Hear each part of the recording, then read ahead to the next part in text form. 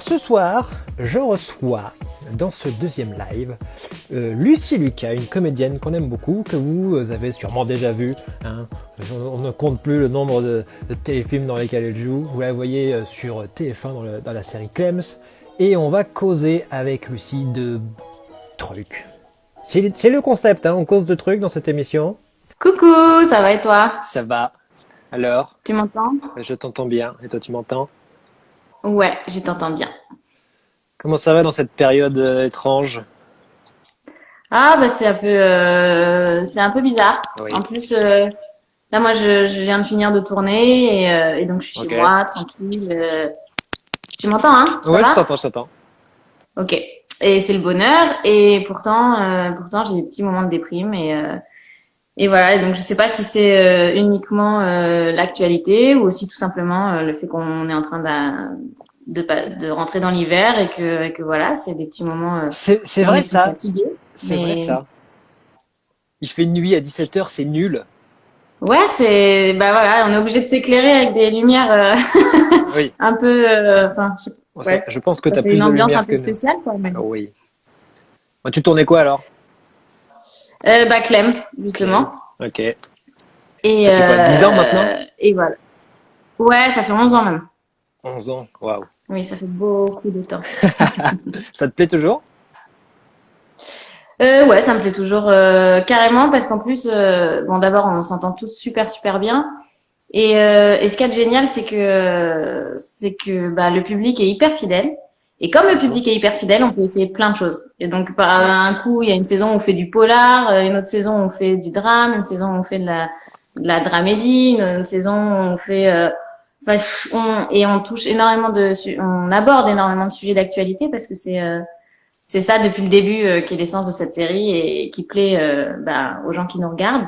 Et c'est hyper agréable parce que ça, du coup, ça crée le débat dans les familles et puis après, bah, sur les réseaux, partout. Et ça permet de discuter, d'aborder des sujets qui sont parfois un peu compliqués. Mhm. Donc voilà, comme là la dernière fois, on a parlé bah, écologie, on a parlé justice sociale, enfin on a abordé le thème de la justice sociale en s'inspirant ben, de la crise des gilets jaunes notamment. On a Mhm. fait voilà, de la précarité aussi, la prostitution aussi, je sais pas comment on peut appeler ça, mais épisodique Ok. pour arrondir les fins de mois. Enfin voilà, on parle de plein de choses et voilà, donc c'est une série dans laquelle je peux vraiment m'amuser Tu te et sens dans libre laquelle en je peux faire fait. passer. Ouais, je me sens libre et on peut faire passer des messages chouettes. C'est cool ça parce qu'on peut avoir l'image justement de quand on travaille à la télé. C'est ce dont on parlait avec Benjamin Nevers hier soir. Le fait de Mm. la peur qu'on a nous en tant que créateurs vidéo, c'est de devoir faire des concessions et de perdre la liberté qu'on a de parler de sujets qui nous intéressent et tout. Donc Ouais. c'est bien, tu nous prouves D'accord. qu'on peut réussir à faire ça partout en fait. Bon, alors Oui, on peut réussir à faire ça partout, mais c'est plus facile quand on est suivi par le public parce qu'en fait, oui. le public, il a une espèce de pouvoir énorme en fait, et c'est ça que j'aimerais bien que les gens comprennent. Vraiment que voilà, tous ceux qui nous regardez là, sachez que vous avez un pouvoir énorme, et quand vous vous mettez ensemble, encore plus. Et donc moi, je le vois à travers la série Clem, parce que je vois que parce que vous êtes là et vous êtes aussi fidèles, et ben on peut vraiment prendre des risques et s'amuser à des choses et convaincre les financiers de prendre des risques. Et ça marche pour plein de choses. Ça marche. Le boycott, par exemple, je crois énormément au boycott et je pense que voilà, la population, il faut qu'elle comprenne que on fait tout pour la convaincre qu'elle n'a pas de pouvoir et qu'elle peut rien faire, alors que c'est tout le contraire. Voilà, Toi donc tu es très engagé, petit hein, message en fait, on peut dire ça comme ça. un peu. Comment c'est arrivé toi chez toi cet engagement? C'était dès le début? C'était ou ça fait longtemps que est-ce que toi donc tu vis dans une ferme écologique, hein, c'est ça? Tu t'es créé Ouais, un petit chez toi. ouais. Ben moi j'ai déménagé il y a 2 ans, ouais, dans en Bretagne, sur un domaine où il y a une ferme notamment. Et une ferme, oui, où on met pas un seul entrant chimique, on travaille avec la lune, enfin voilà, on essaye plein de techniques différentes. Donc on fait de la permaculture bien sûr, mais on essaye plein de choses aussi pour vraiment ouvrir au public après et pouvoir proposer des petites recettes de culture pour tout le monde en fait, quelle que soit la surface de potager, quelle que soit est-ce que je veux cultiver en ville, à la campagne, selon le climat, selon plein de choses. On expérimente plein de méthodes pour pouvoir après, pour que chacun puisse y trouver son compte en fait. Oui, donc mais voilà, je vois passer tes photos. J'ai vu tes kiwis tout à l'heure et tu as l'air très heureuse. Ouais, t'as vu mes kiwis. Ouais. Je vois. Je me dis, toi, moi qui suis clairement en plein cœur de Paris et qui me plains souvent de ne pas avoir assez de nature et tout, et je regarde tes photos, je me dis, ah oui, il y a une autre vie qui est possible quand même. Carrément. Alors, faut savoir que c'est tout à fait possible d'avoir des kiwis à Paris. Hein. Moi, tiens donc. J'ai grandi à Paris et j'ai eu des kiwis toute ma vie dans le jardin de mes parents. Je crois que tu surestimes ma capacité par rapport aux plantes. Mais ok, je note les kiwis. Ah, bah peut-être, mais à ce moment-là, faut que tu te mutualises, faut que tu mutualises avec d'autres gens et que tu fasses un jardin partagé et peut-être mais en plus, si, occupe-toi des kiwis, il y a rien de plus facile, en fait. C'est vrai. Tu plantes ton kiwi, après, tu le laisses pousser tout seul et une fois dans l'année, tu fais la récolte et c'est tout. Il faut surtout pas le tailler. Faut le laisser vivre et voilà. Donc, au contraire, c'est parfait pour toi, le kiwi. Ah bah, vas-y, tips kiwi, je vais me mettre au kiwi. Ok, pas de souci. Alors dis-moi, comment tu fais pourquoi est-ce que je fais ces lives parce que moi, en fait, je me pose plein de questions en permanence. C'est fatigant des fois. Et notamment des questions sur moi. Et j'ai envie de savoir un peu, de poser ces questions aux autres pour essayer d'avoir des réponses. Et la première, qui est très très vaste, c'est comment tu fais pour prendre soin de toi, notamment en ce moment, dans ces périodes un peu bizarres. C'est quoi tes tips pour prendre soin de toi? Alors, il y a plein de façons de prendre soin de soi. Je pense que d'abord, il faut être à l'écoute de soi-même, vraiment. Donc, alors, enfin, voilà, juste, je lance cette phrase. Soyez à l'écoute de vous-même et essayez, vous verrez. Mais sinon, moi, je dois dire, cet été, j'ai découvert un truc. Cet été, j'ai eu une expérience de vie assez traumatisante et vraiment très difficile. Et en fait, je me suis sentie minuscule, mais vraiment minuscule, et je me suis sentie incapable, plus capable de rien, juste être bonne à écraser, et c'est tout. Okay. Et là, je me suis dit, merde, comment je fais là pour me relever, parce que je sais pas du tout. Et alors, première chose, j'ai beaucoup téléphoné à mes proches et tout ça, parce que j'étais loin en plus, donc je pouvais pas les voir vraiment, mais j'ai beaucoup parlé à mes proches. Donc là, c'est possible en cas de confinement, on peut quand même le faire. Et qui m'ont remonté le moral et donné plein de petits trucs pour affronter la situation à laquelle je vais faire face. Et surtout, alors là, bon, c'était un cas un peu particulier, mais je devais affronter des gens. Et en fait, je me suis mise en mode guerrière. Il y a quelqu'un qui m'a dit, il faut pas que tu sois victime. Tu sors du côté victime, vraiment. Sors de ça. Et donc je me suis imaginé mentalement monter sur un ring. Et en fait, j'étais dans ma douche et j'étais en train de m'imaginer ça.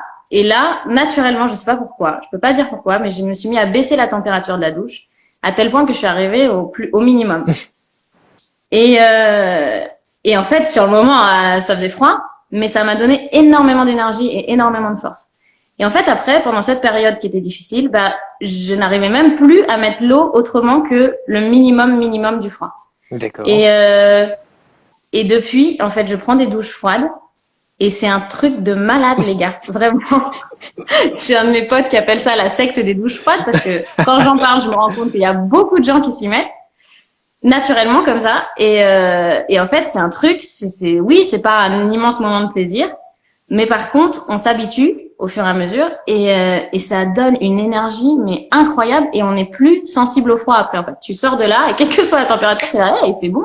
Okay. Donc ton corps n'est pas là déjà à devoir dépenser de l'énergie pour te chauffer. Et ça se fait naturellement. Et dans cette période-là aussi, j'ai découvert que je mangeais beaucoup trop. Que en fait, un vrai repas par jour, ça me suffisait.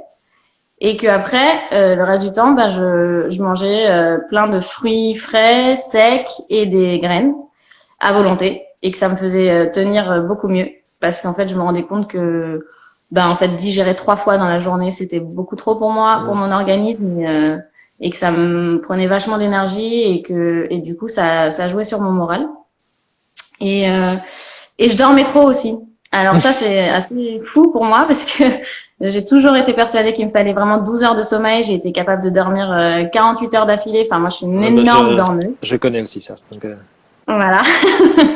Et ben, figure-toi, essaye de dormir 4h30, 5 heures. Ouais. Ouais. Non, mais ouais. Essaye. Mais en fait, tout ce que Et tu alors dis, surtout, j'en suis sûr, mais mettre en pratique. ouais, voilà. Alors, il faut savoir qu'en plus, moi, les 10 dernières années, vraiment, je les ai consacrées à ne pas me faire violence. Mais de rien du Hmm. tout. Aucune violence. Aucun truc un peu difficile. Donc, genre, moi, je me baignais pas dans la mer. J'avais toujours 4 pulls sur moi. Vraiment, c'était confort absolu.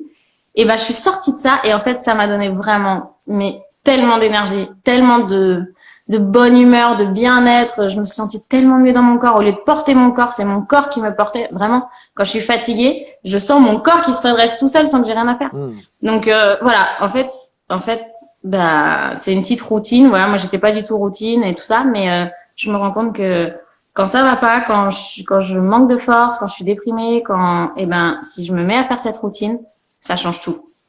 Et un petit peu de yoga aussi et de méditation, c'est bien aussi. Et dernier truc, lire. Hmm. Lire, c'est vrai que moi, j'ai 3 enfants, donc j'ai eu très peu de temps à moi. Et donc, c'est vrai que en fin de journée, quand je suis KO, ben, je regarde plutôt un film plutôt que lire un livre. Et ça aussi, j'ai changé ça. Et en fait, ça, c'est merveilleux parce qu'on rentre dans l'intimité de quelqu'un, on rentre dans sa propre intimité parce que ça nous fait nous poser plein de questions sur nous-mêmes. On a l'impression, et puis voilà, c'est tellement pas de notre génération que on a presque l'impression d'avoir fait un acte militant en finissant un bouquin, quoi. Et je sais pas, moi ça m'enrichit bien plus en tout cas que les films, alors que pourtant c'est mon travail et que j'adore les films. Mais voilà. Et est-ce que tout ça, c'est venu, est-ce que le fait de déménager un peu en dehors des grandes villes, est-ce que ça a aidé ça? Est-ce que ça a été un déclic ou est-ce que c'était la continuité de Euh, ça, d'une non, je recherche de pense que c'est bien-être? plutôt une continuité. Hmm. Mais c'est vrai que ce que je dis pas dans le truc pour prendre soin de moi et machin, c'est parce que ça, je l'ai fait avant, justement.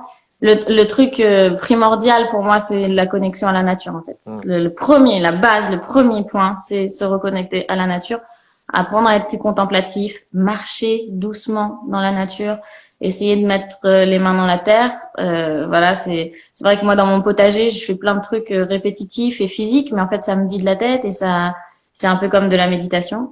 Et puis après, quand on regarde le boulot qui a été abattu, alors que ça paraissait impossible, bah, c'est hyper enthousiasmant. Hmm. Donc voilà, mais non, moi c'est vrai que le premier conseil que je pourrais donner, c'est ne vivons plus à la ville en fait. Moi j'ai vécu 33 ans en ville.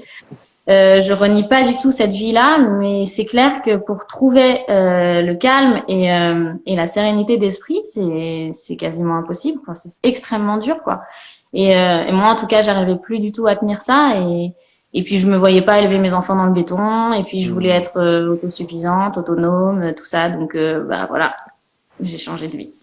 Ouais, c'est des vraies questions moi que je me pose. En vrai, je suis plutôt en train de me dire, ok, Ouais. comment je fais pour, vu que mon contexte c'est celui-ci, c'est la ville. Pour l'instant, j'aime encore, enfin, je vois encore beaucoup de choses positives dans la ville. J'aime beaucoup ça. Ça remplit des trucs. Ça vient nourrir des névroses aussi, j'en suis conscient, tu vois. Non, Mais c'est je me dis, sûr. ok, comment je peux faire dans mon contexte, puisque j'ai pas la nature directement, comment je fais pour nourrir ce truc-là sans devoir déménager, tu vois. Hmm. Et c'est un peu ce que me questionne moi toute cette période relou là où tout est en train de changer et on est en train de se battre pour se dire vivement que ça revienne comme avant, mais moi je suis en train de dire ça reviendra peut-être sûrement jamais comme avant et c'est pas plus mal. Et du Hmm. coup, j'ai plein de regrets moi en ce moment. De me dire ah tu vois avant j'avais le temps et j'avais l'opportunité de faire des trucs que j'ai pas fait, je sais pas, de voyager, d'aller plus vers la nature et tout. Et j'essaie de me dire comment je fais pour dans 6 mois ne pas repenser à cette période d'aujourd'hui et me dire ah c'est con, j'ai encore plus de regrets parce que des trucs que j'aurais pu faire à ce moment-là je les ai pas fait. Donc je suis pas sûr que je vais partir en Bretagne tout de suite, mais c'est des vraies Bon, questions. bien que tu sois bienvenue, hein, Ah bah écoute je carrément. viendrai voir les kiwis. Bah oui, t'as intérêt.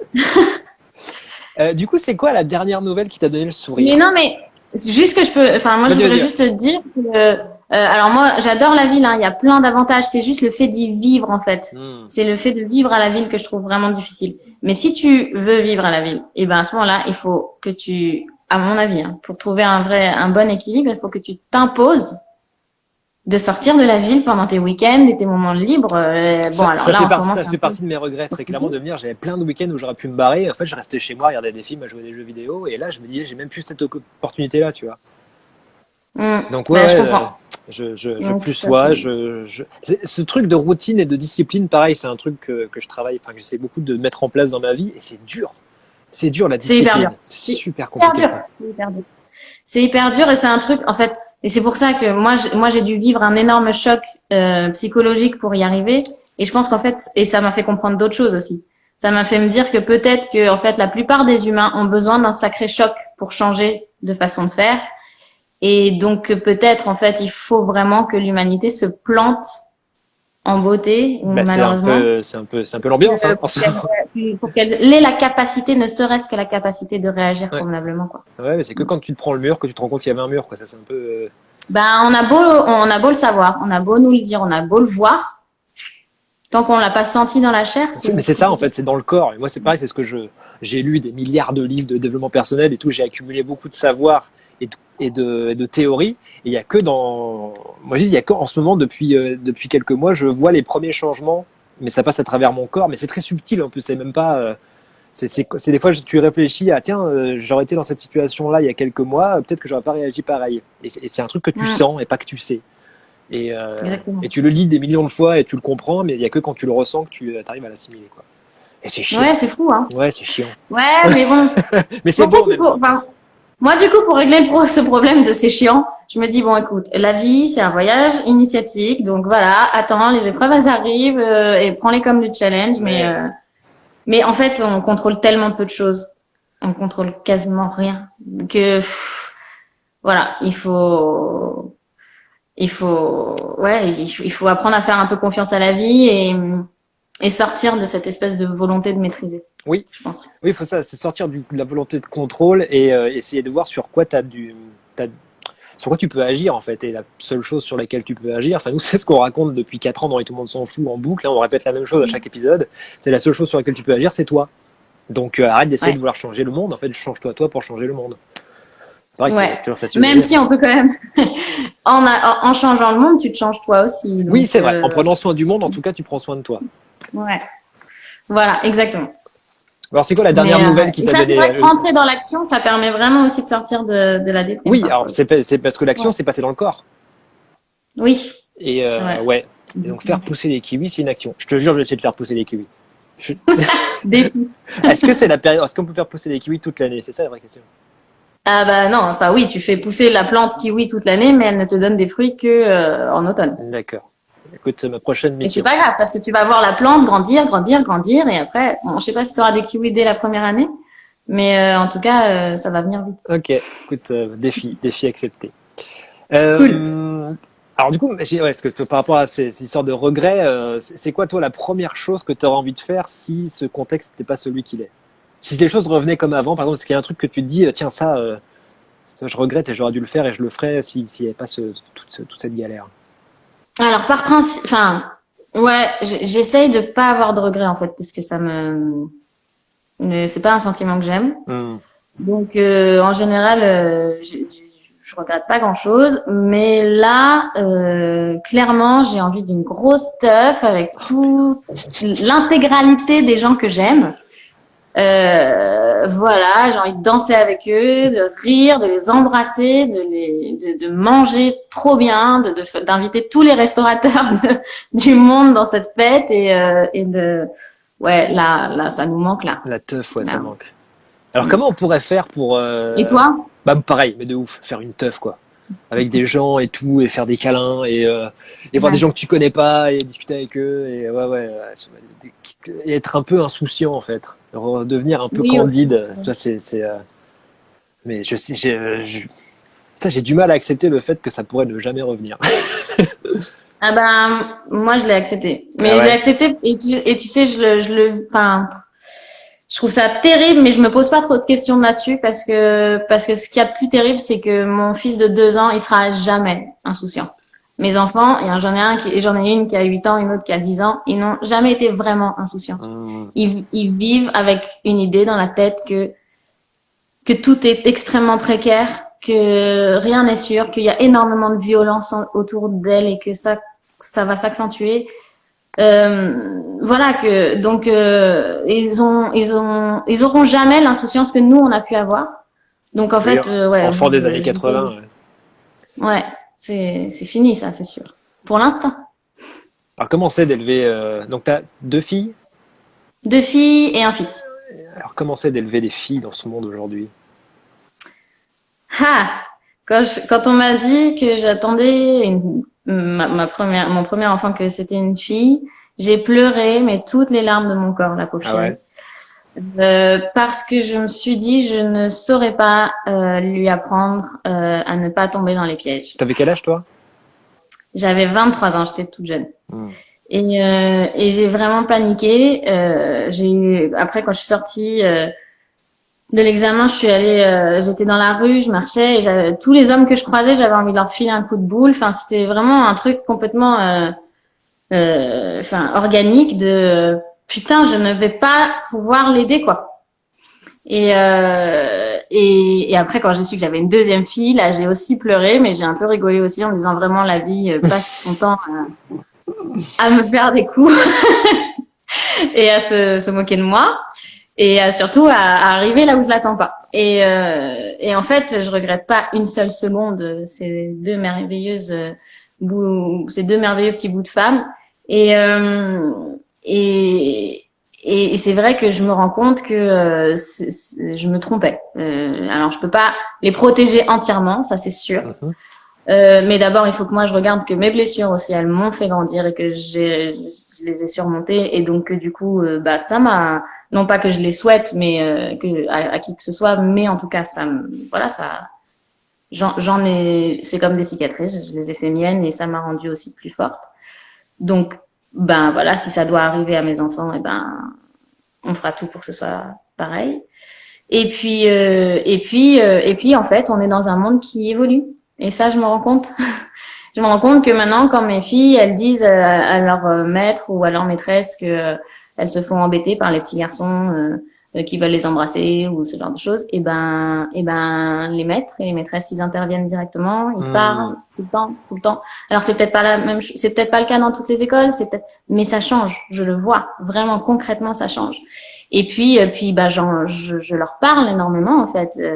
Et du coup, je les vois, elles sont très attentives et donc ça les protégera pas de tout, mais voilà, en parlant énormément, en étant attentif et puis en se battant pour que le monde évolue, on se rend compte que quand même il y a des choses qui se Ah passent. oui, il y a des choses qui Et se des mais bonnes choses. les jeunes, les enfants, les jeunes, enfin en tout cas moi je le vois dans le spectacle, il y a beaucoup d'enfants qui viennent voir, parce qu'il y a vraiment tous les âges, et ils sont tellement plus conscients de leur environnement et de ce qui se passe que moi à l'époque où vraiment j'avais pas une once de leur jugement et de leur point de vue sur le monde. Ça, c'est effectivement, je trouve ça hyper rassurant.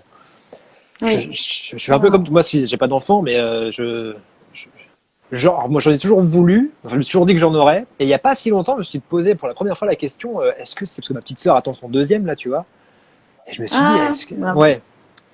Ouais, juste un an après à peine le premier. Et Elle pourra m'appeler si elle veut, c'est très, très, très, très dur. c'est vrai, ok. Écoute, je sais pas, Sarah, si tu le regardes, voilà, tu Je lui l'aurais donnerai des écouté. petits tips. Appelle-moi. Bah là, la couche, non, je sais pas, elle m'a dit qu'elle en a marre là, mais c'est début décembre, tu vois. Et moi, je me suis dit Ah pour la ouais. première fois, waouh, est-ce que ça m'effraie de mettre un enfant au monde dans ce monde-là, quoi. Qu'est-ce qui va rester et tout.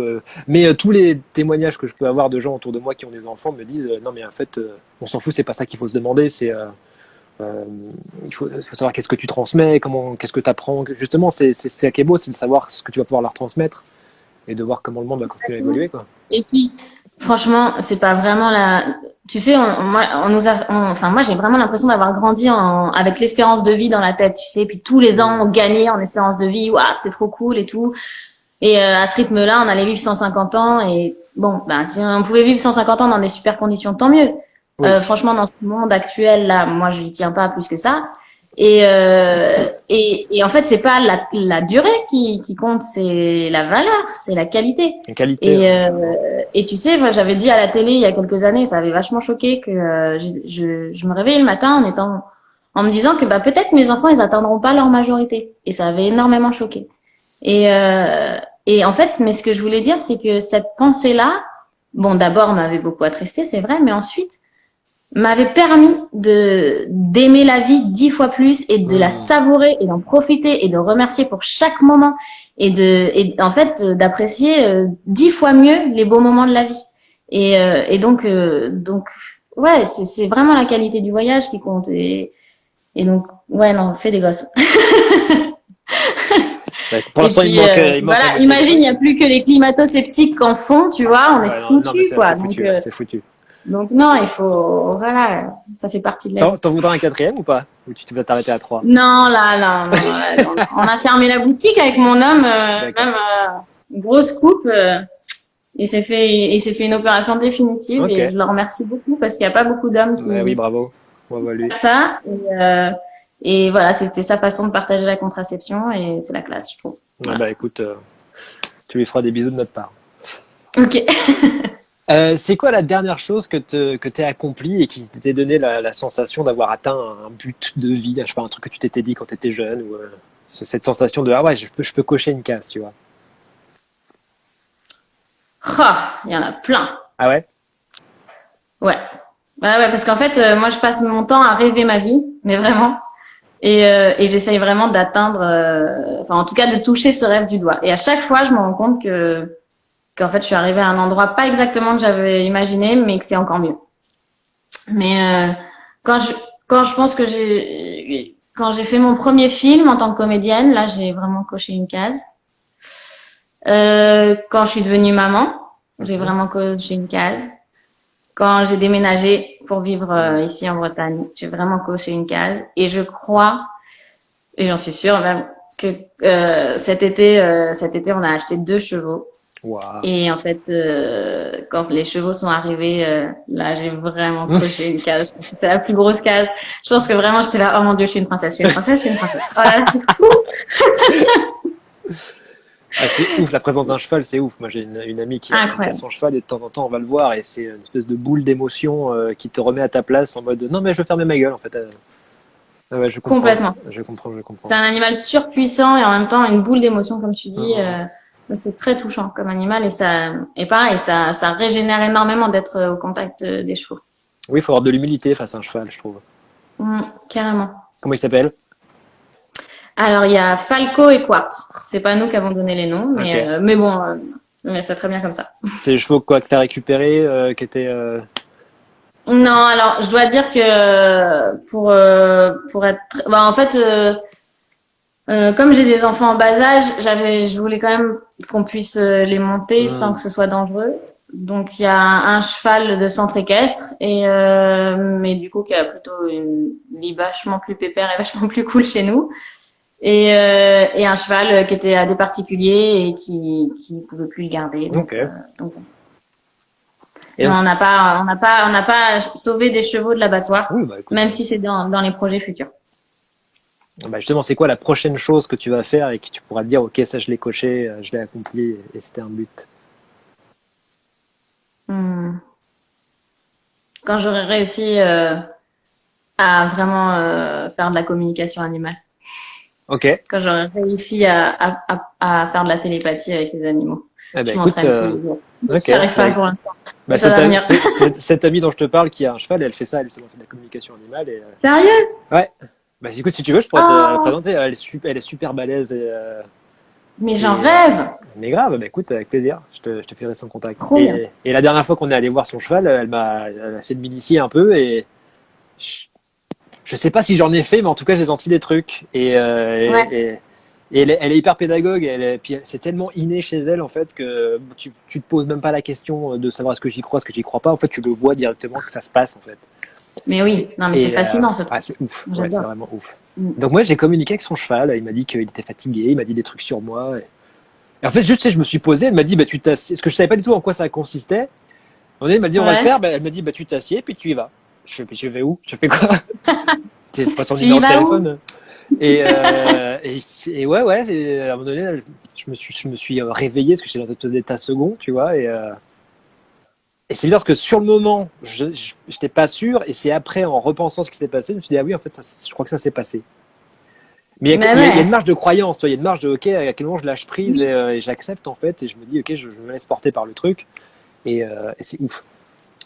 Ben, Mais c'est pour je te ça, présente moi, tout tu de même. vois, hier, je me suis demandé, parce que j'ai posé une question à mes chevaux parce qu'ils étaient avec un bélier dans leur pré et le bélier est mort.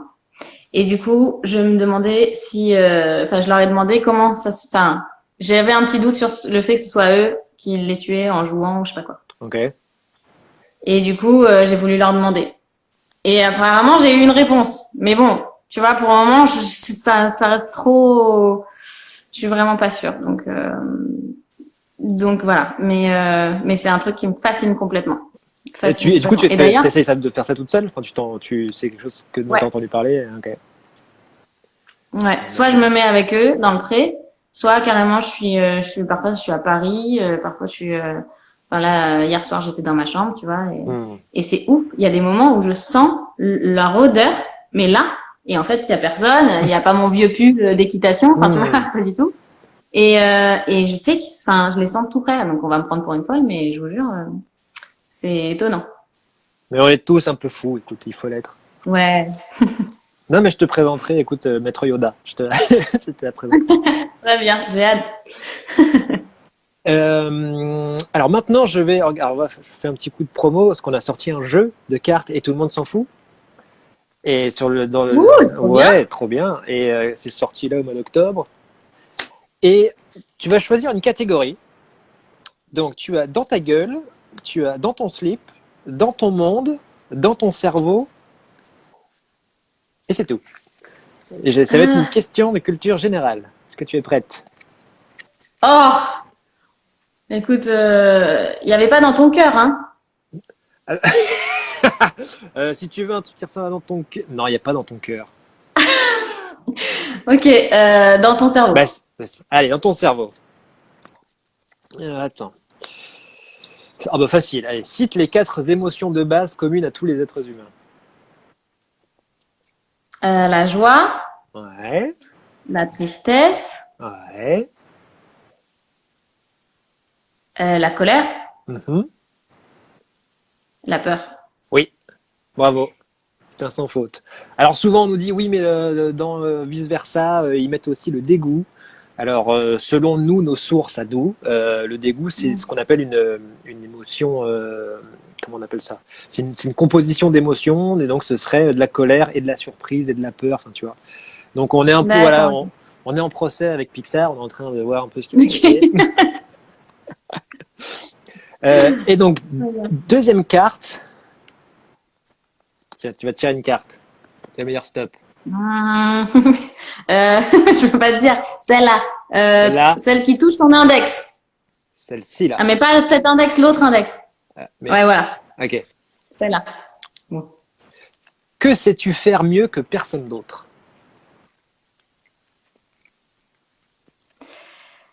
Euh, j'ai jamais rencontré quelqu'un qui sait autant de choses inutiles que moi. Alors vas-y, on veut des preuves. Non, mais sans truc inutile, tu vois. Enfin, je veux dire, c'est difficile, mais tu vois, par exemple, il faut qu'on fasse un petit bac. Si on fait un petit bac, Ok, je je pourrais vois, te je montrer. vois, je vois. T'as Je sors un fil de trucs que tu ne sais pas, dont tu ne sais pas à quoi foutre, mais tu les as dans ton cerveau. Ouais, mais c'est dans ma tête et c'est là Ouais. et je sais pas pourquoi et souvent on me dit mais comment tu sais ça? Pourquoi tu sais ça? Bah en fait je suis très intéressée par ce qui intéresse pas beaucoup de gens. Je suis très intéressée par les trucs enfin tu vois c'est des petits trucs hein, du quotidien. Et t'as raison, je vais faire un livre là-dessus. Mais évidemment, mais Je bien vais sûr. chercher des exemples. Les savoirs inutiles. Mais c'est super cool. Moi, C'est je ça. suis un truc sur Insta, c'est Néon qui fait ça, les savoirs inutiles, et tous les jours, tu apprends un truc. Euh, Et je suis même pas ça, Mais non. non, mais je pense que tu Attends, vas je le pouvoir note, je le note. enrichir ton. Mais oui, bien sûr. Les savoirs Bah inutiles oui, de attends, Néon. carrément. Trop bien. Est-ce que tu as un livre, tiens, à conseiller? Un livre qui t'a changé, toi, quelque chose qui t'a apporté beaucoup? Alors moi des livres qui m'ont changé, il y en a plein, j'en ai plein de livres à conseiller, mais là je vais vous conseiller du coup celui que j'ai fini cette nuit, Ok, c'est celui-là, en avant. En avant de Maxime de Rostelan. Ok. Voilà, il me dit je voulais faire en marche, mais c'était déjà pris, puis comme on peut aller en marche arrière, j'ai mis en avant parce que c'est vraiment par là qu'il faut aller. Donc et Et Maxime, c'est un pote assez extraordinaire qui a fait énormément de choses, notamment qui a créé Ferme d'Avenir, qui s'occupe de soutenir tous les projets qui sont un peu qui sortent du conventionnel en tout cas et qui sont enfin voilà respectueux du vivant, des projets agricoles. Et il a créé la bascule, enfin il a aidé à fonder la bascule aussi. La bascule, c'est un truc, c'est un espèce de mouvement citoyen.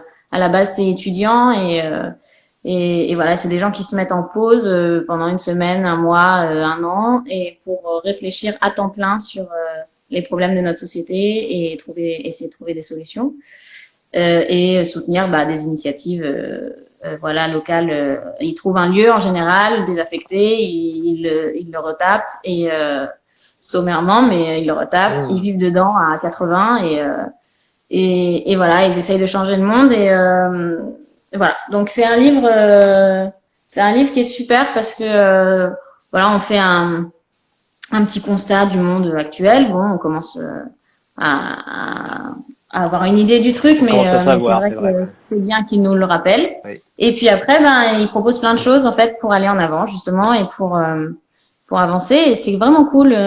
Voilà, c'est une bonne lecture facile et comme une bonne soirée avec un pote. Et puis tu sors de là, t'as des pistes. Très bien. Voilà. En avant. Et toi, t'as des lectures à conseiller? Ouais, grave. Attends, bouge pas ce qu'elle dit là. Bon, alors pendant qu'il est pas là, je réponds à la question. La prochaine saison de Clem, on ne sait pas. On est en fin de la tournée et on verra plus tard. C'est ça que tu tournais, c'est la de la prochaine saison? Ouais.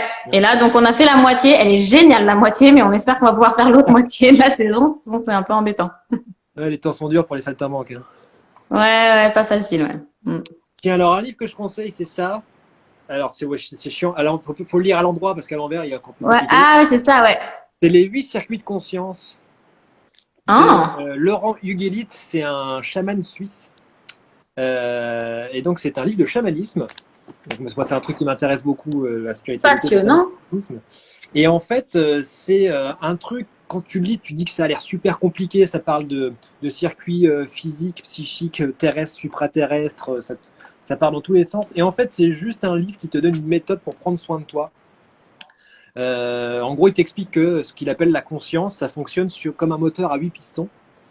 Et en fait, il t'explique que pour qu'un moteur à 8 pistons fonctionne, donc tu vois, tu as 8 circuits. Et en gros, il te dit, c'est des circuits qu'on va explorer chronologiquement dans notre vie, à partir du moment où on est. Et en gros, tu explores ton corps physique, c'est-à-dire qu'il faut manger, te nourrir, aller aux toilettes, etc. Ensuite, il faut explorer ton environnement. Il faut intellectualiser ton environnement, il faut classer ton environnement, et ensuite tu passes au psychique. Donc il faut prendre du plaisir, explorer le psychisme, intellectualiser le psychisme, et ensuite le 8e circuit, c'est le circuit où tu crées des choses. Et il développe ça, c'est hyper intéressant, etc. Et à la fin, il te dit, je vais vous donner ma méthode à moi. Il n'y a pas de règle, il n'y a pas une méthode, il n'y a pas une manière de faire. Et il vous dit, je vais vous dire comment moi je nourris chacun de mes circuits. Et il te dit, en fait, je fais attention à ce que je mange, je fais du sport, je lis des livres. En fait, c'est des trucs tout bêtes. Et il y a un truc, moi, qui m'a... C'est marrant, c'est un peu ce dont je t'ai parlé tout à l'heure, non? Ouais, exactement. C'est pour ça que je parle de ça. Et ce qui m'a vraiment fasciné, c'est qu'il explique que toi, par exemple, le circuit numéro 6, c'est par là qu'on passe quand on fait du yoga, par exemple. Et les gens, souvent, qui recherchent une spiritualité un peu développée, vont faire du yoga. Et en fait, il te dit, si tu fais ça, tu nourris qu'un seul circuit. Et donc, les autres sont encore en sous-régime. Donc, il faut trouver un équilibre. Et c'est un livre qui parle de l'équilibre. Et moi, c'est un sujet dans ma vie qui revient tout le temps. Et je pense que c'est vraiment la réponse à tout. Et donc, ça a été... Après, c'est un champ lexical de chamanisme. Si t'es pas ouvert à ça, c'est un peu compliqué, tu vois, à assimiler. Mais moi, c'est un truc qui me parle beaucoup, en tout cas. Donc, n'hésitez pas à les 8 circuits. Ouais. Moi aussi, de ouf. Merci pour le tuyau. Trop bien. Et est-ce que tu as une chanson qui te met de bonne humeur à écouter en ce moment? Un truc. Oui, mais alors.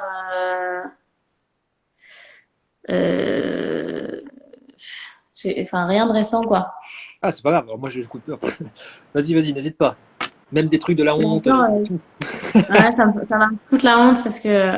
Non, mais vas-y. Non, mais parce que je connais même pas les vrais titres en anglais, tu vois.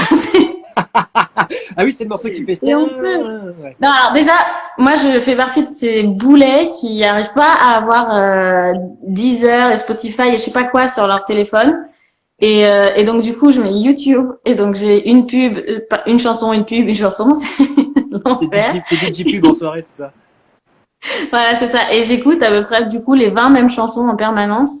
Donc, bah non, je peux pas quitter en plus. Attends, un truc qui me met de bonne humeur, vraiment. Ouais, un truc que t'as envie de Bah, faire découvrir. de quoi? Ou un truc que t'as envie de faire découvrir. Ouais. Il y a mon assistante Alice qui me dit je vais télécharger Spotify, c'est plus possible. Merci. Merci de te Merci Alice. Non, un truc que je voudrais faire découvrir, non. En musique, je suis un peu naze. Tu vois, j'écoute en voiture, j'écoute Céline Dion.